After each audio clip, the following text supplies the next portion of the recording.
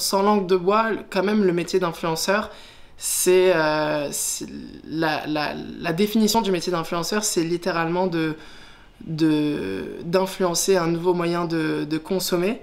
Et donc je sais que c'est mon métier, et j'en suis très conscient. J'ai pas envie de me donner une image de personne hyper éco-responsable, hyper consciente de l'environnement, qui fait constamment le tri, qui achète seulement de la friperie, seulement de la seconde main. J'essaie beaucoup d'évoluer dans ma manière de consommer. Bonjour tout le monde, je m'appelle Sullivan Gouette précisément sur les réseaux sociaux. Je suis influenceur mode plus précisément depuis quelques années maintenant. J'ai commencé mon aventure sur le fabuleux monde d'internet en 2014, donc j'avais 13 ans encore sous le pseudo de Un Panda Moqueur. Je faisais beaucoup de lifestyle, beaucoup de divertissement et voilà, maintenant je me suis un petit peu plus rangée du côté de Anna Wintour. Et j'ai 21 ans aussi.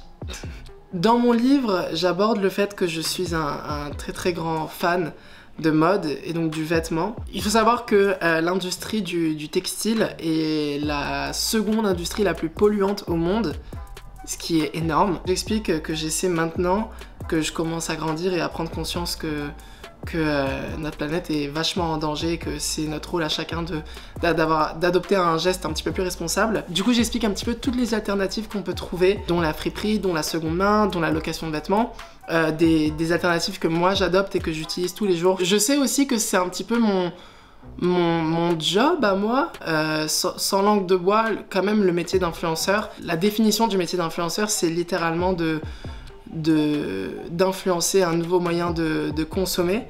Et donc je sais que c'est mon métier, j'en suis très conscient. Dans le passé, j'ai fait plusieurs partenariats avec des marques de fast fashion et c'est quelque chose que je ne regrette absolument pas parce que je pars du principe et j'essaie de un petit peu expliquer à ma communauté que je suis très très jeune et j'ai commencé à être sur internet quand j'étais très très jeune et je suis un humain comme tout le monde et je reçois l'information comme tout le monde. Et en fait, j'ai pas envie de me donner une image de personne hyper éco-responsable, hyper consciente de l'environnement, qui fait constamment le tri, qui achète seulement de la friperie, seulement de la seconde main. J'essaie beaucoup d'évoluer dans ma manière de consommer. Mais voilà, malgré tout, je reste humain. Et je pense que c'est un petit peu pour ça aussi que ma communauté et moi, on a un lien aussi fort avec l'agence dans laquelle je suis...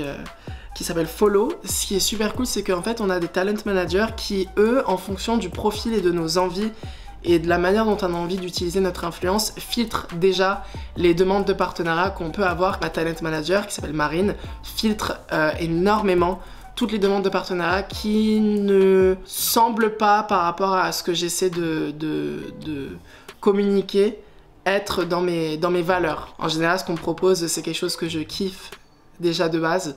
Donc j'ai pas vraiment de mal à filtrer, à dire oui, à dire non. Avec ma petite équipe de colocataires / meilleurs amis, Bilal Hassani, Sundy Jules, Wesley Creed, Sparkdize et moi. Spotify sont tout simplement venus vers nous pour nous proposer une idée de podcast, donc littéralement parfait parce que c'est toujours ce qu'on a toujours voulu faire. Ça part de l'amitié jusqu'à l'astrologie, jusqu'à la sexualité, enfin ça peut vraiment...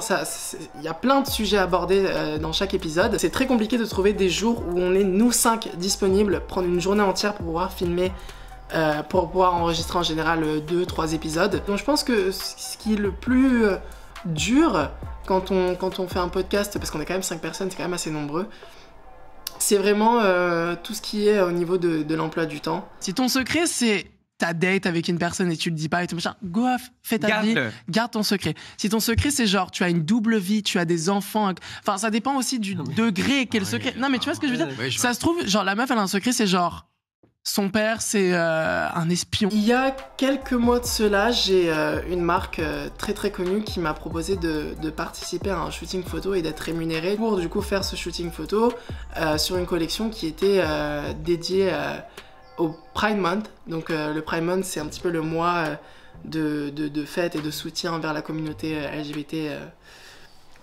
J'ai complètement refusé en fait cette proposition. Tout simplement parce que je ne suis pas la personne qu'il faut pour ce genre de projet. Je pense qu'il y a plein de personnes en manque de représentation qui méritent et qui ont besoin d'être représentées par ce genre de marque. Je pense que c'est un gros manque de tact de juger, de définir quelle est la sexualité ou quelle est l'identité de genre de quelqu'un par un simple coup d'œil ou juste en regardant une story, une photo Instagram. C'est super cool de vouloir soutenir une cause, c'est vraiment top.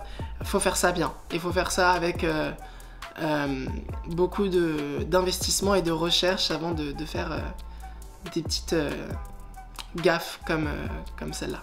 J'ai été en charge de la direction artistique du deuxième album de mon ami Bilal Hassani, donc l'album s'appelle Contre-soirée, et c'était l'une des meilleures expériences de ma vie. J'adorerais si un jour une marque, ou je sais pas, un média ou quoi que ce soit me propose d'être en charge de la direction artistique, parce que je sais que je ferai quelque chose de cool, premièrement, et c'est quelque chose qui me passionnerait terriblement.